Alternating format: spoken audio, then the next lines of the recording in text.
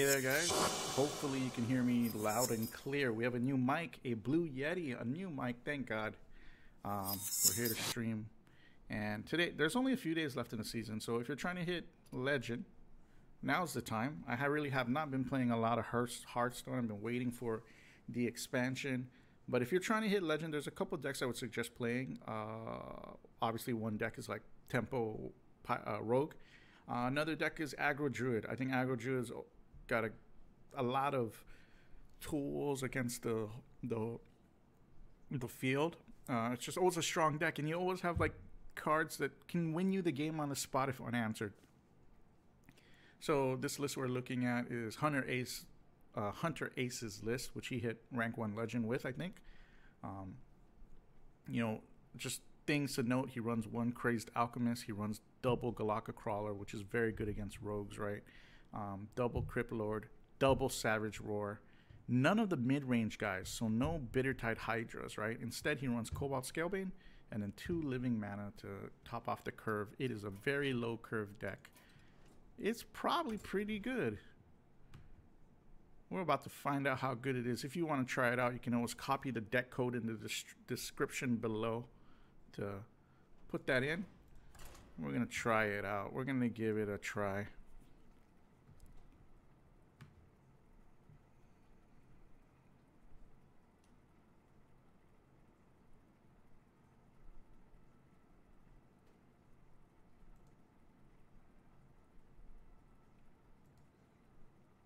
If we find a game, we're gonna give it a try. There we go. Let's go. So just do 2 matches with it. Okay, we're challenging a rogue. That's good, right? We want to see rogues. Let's mulligan pretty aggressively. Let's get rid of that. Let's get rid of the 2-drop. Let's hope to pull in a crawler, a Galaka Crawler, because there you go. There's a crawler. So there we had a 2-drop. We had a nice curve beginning to begin with. We had good cards, but we decided to mulligan those cards because those cards weren't exactly the strongest cards in the matchup. And that turned out to help us pretty well because now we have a crawler out there. So now, before any cards are already played, I can start thinking about the turns, right? Turn 1, I'm obviously going to play the Enchanted Raven. No matter what my opponent does, I'm going to play the Raven. Now the question is, am I also going to play the Snow Flipper Penguin? And I'm going to tell you right now, the answer is probably no. Okay? I rather have the Penguin to pair with a Mark of the Lotus or to use and buff up my Crypt Lord. So I'll likely only play the Raven on turn 1 and then hopefully go with the Crawler on turn 2.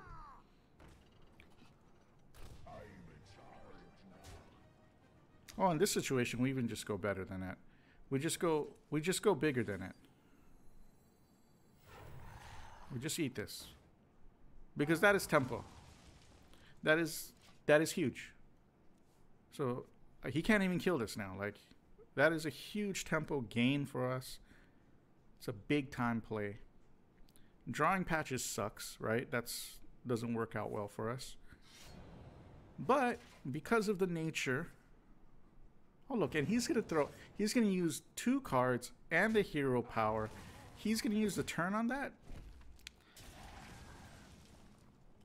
That's good for us, I think. And we're going to slow it down. The value of patches as charge is more important than using mana efficiently on this turn. No matter what, we're playing the Crypt Lord, so. That was pretty... You know, I mean, that's... At this point, we're winning, although the matchup could change, right? Like, maybe he somehow is able to play a SI7 agent on this. I don't know. You know, there are different things he could probably do. But yeah, things aren't looking that bad. They're looking okay. We got play. We got a good early game start. We have other cards to play. It's looking okay.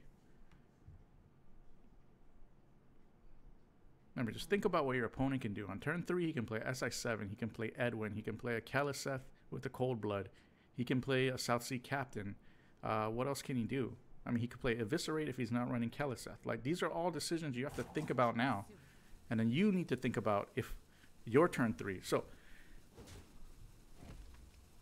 what is that decision? That is interesting. All right. So,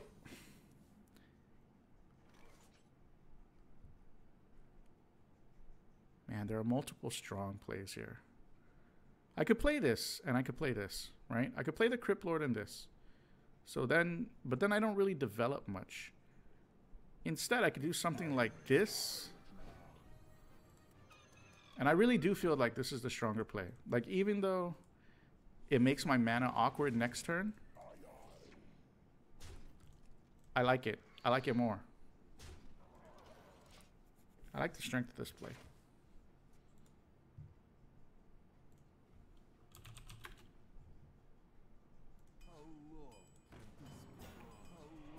Dude, how long can this bullshit go on, man? Like, seriously.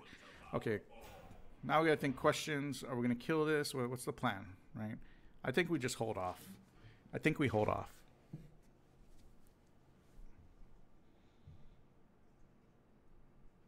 What's he doing? Firefly, okay. Cold blood? No. Okay, okay. Okay.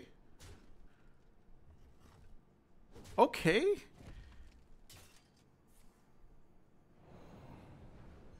That's fine.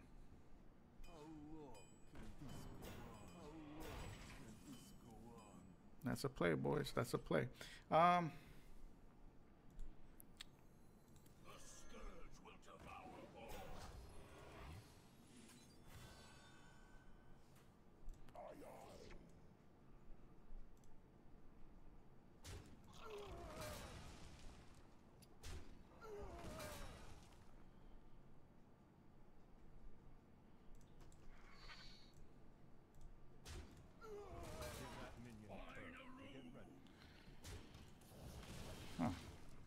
My game's moving a little slowly right now. I don't understand what's going on.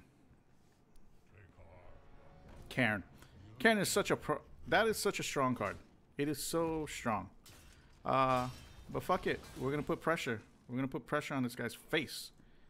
Let's do this. It's hero power.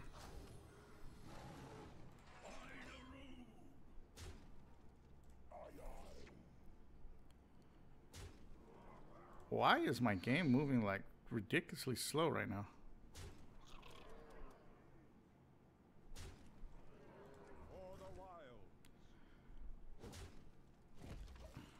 And there's a clear reasoning here. Because even if he plays Bone Mare, it's not enough. You know what I mean? Like, that's just not enough. I know he thinks it's just too much. So Aggro Druid is so strong. There's really not even a lot of thinking needed in that deck. And honestly, the thing that won us the match more than anything was Galaka Crawler on turn 1, right? So that's where mulligans become such a big part of the gameplay. Because a lot of times you think maybe you're playing the deck correctly. You're making the right plays. Your hands are good. Your curves are good. But sometimes the right curve is the wrong mulligan. Sometimes you have to throw shit away. So we're challenging this guy, Aeonian. I like the hand. I like it. I'm going to keep everything. I like the hand.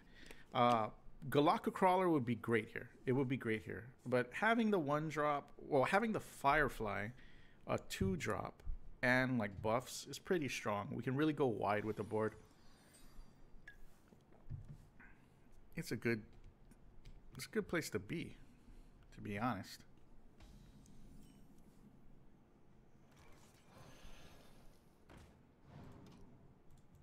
Let's take our time here. Let's just take our time.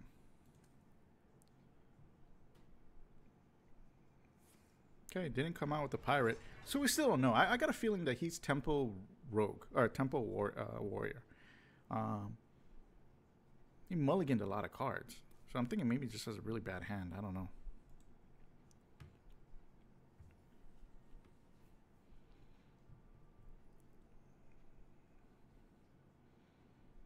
Man, see my glass? You can see like the game in my glasses, right? I hate that. I hate how you can't see my eyes, man. Like that's my cocky, conceited moment of the day.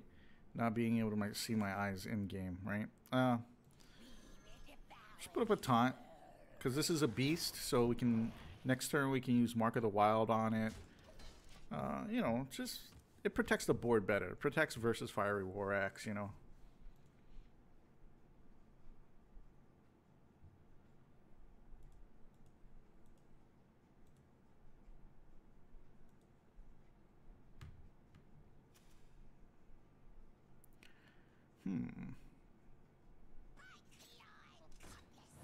Yeah, it's a naked cultist on the board. Let's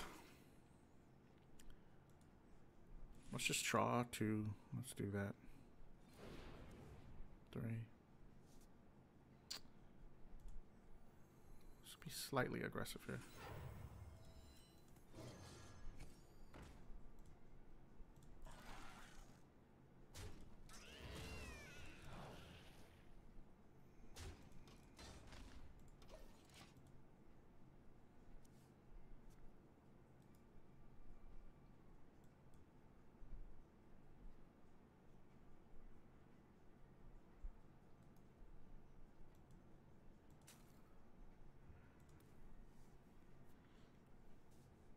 So this really feels like, yeah, like this feels like Temple Warrior, and he's gonna die. He's already he's fallen behind, really just too far.